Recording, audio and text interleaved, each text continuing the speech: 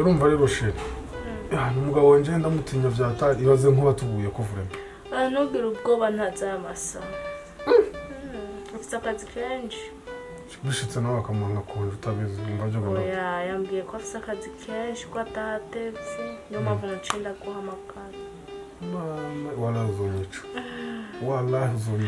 bisanzwe gusa rero ugasura kumuhamagara n'amasaha mu gatondo shanze guhamagara nkasangara hasi mu 14 basi hajya bari ariko aritegura agomba atahe mu gatondo avuye nanjye nca ndaguhamagara niyo sawa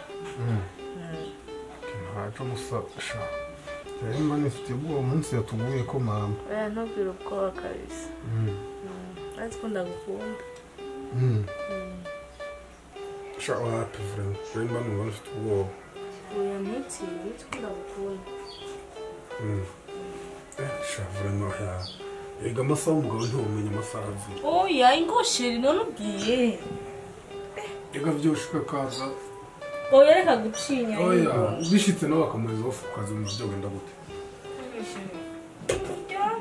wapi mubaje nawe umva byo genda gute uramutinya ndaka kumutega sindi mu wanje byango urumva byo koroha wewe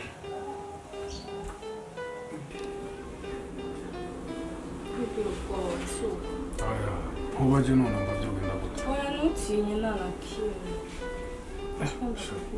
wala mimi nasikia woga asisikii woga mna tatizo yoyote sisi nasikia kisha kuambia mambo ya kunita asubuhi vema usisubutu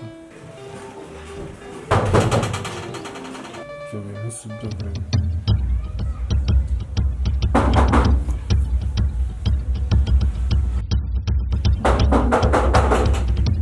sio mlango na sio hapa ndio mtu mwana gonga wende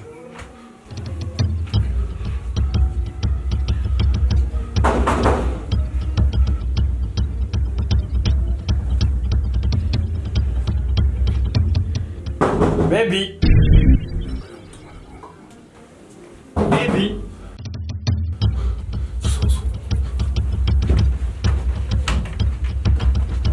Baby.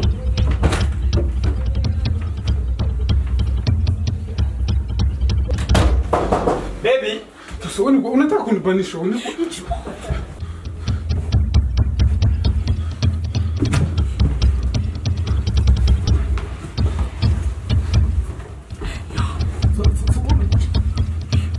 Baby.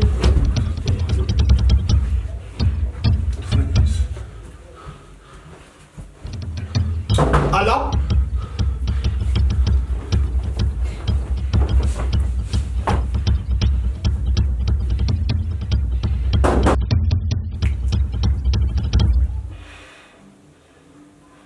Hakuna sikia.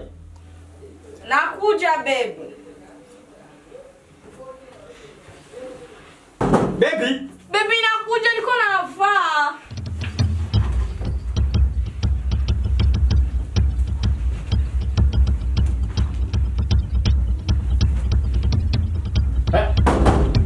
nakuja mpenzi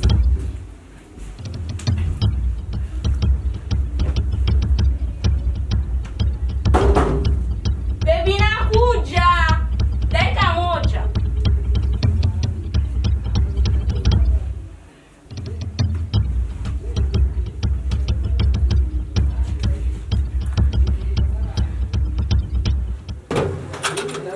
nakuja mpenzi ndaje Ariko aho nakoma ngiye uzukora iki?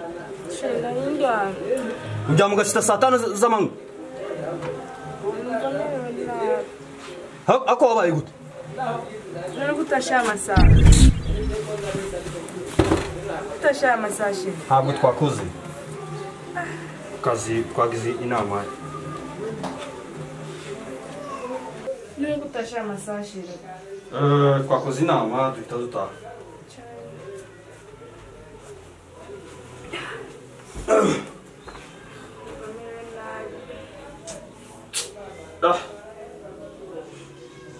Numva ndushe. none ngenda kureba aho mugenzi wawe Aya, nta mugenzi uja kureba ngiye kuryama. uri kuryama Numva ndushe cyane. Yaza kugenda Ngeze ndaja kumuraba kuri iri zuba. Aya. Ntabwo reka njyawe. Genda uje kuntekera. Ugutekereshe. Tekera nyarutse. Genda untekere. Bisheje numva merewe nabi je. Genda untekere ntambure. Kaye turafungura. Sheri. Ntambure uzo. Bashe. Kukuye ngayo bege. Bege sinakuje kugira. Ngiye kwambura ihuzu ngiye.